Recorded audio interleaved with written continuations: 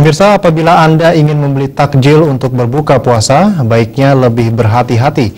Balai Besar Pengawasan Obat dan Makanan Kota Manado bekerjasama dengan pemerintah setempat menemukan ratusan kue jajanan buka puasa yang mengandung rodamin B atau zat pewarna tekstil.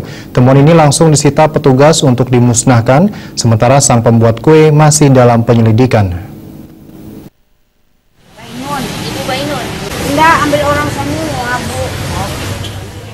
Petugas Balai Besar Pengawasan Obat dan Makanan Kota Manado bersama pemerintah setempat yang dipimpin langsung Wakil Wali Kota Manado Herli Mangindaan berhasil menemukan satu jenis kue, yakni kue kuk yang mengandung rodamin B atau zat pewarna tekstil. Jajanan buka puasa yang berodamin B ini didapat di ruas Jalan Daan Mogot, Kelurahan Banjer. Kue tersebut diperiksa langsung oleh BB POM dengan menggunakan laboratorium keliling dan hasilnya positif. Menurut Herli Mangindaan, Wakil Wali Kota Manado, pemerintah Kota Manado sudah sejak hari pertama mulai melakukan pengawasan ke semua pasar tradisional, supermarket, dan tempat hidangan buka puasa lainnya. Ratusan kue kuk berbahaya ini pun langsung disita petugas untuk dimusnahkan, sementara sang pembuat kue masih dalam penyelidikan. Ya, dari satu hari sebelum puasa, kami pemerintah kota sudah bekerja sama berkoordinasi dengan BP POM untuk cek and recheck semua takjil atau makanan-makanan ringan untuk berbuka puasa. Dan pada hari ini, hari ke-8, kami sudah jalan-jalan.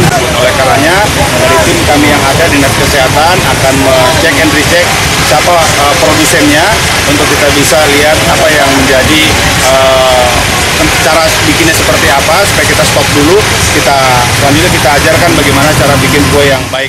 Sementara itu, Sukri Dharma, Kasih Penindakan BB POM Manado mengatakan zat pewarna yang ditemukan di panganan buka puasa tersebut merupakan zat pewarna pakaian yang tidak boleh dikonsumsi oleh manusia.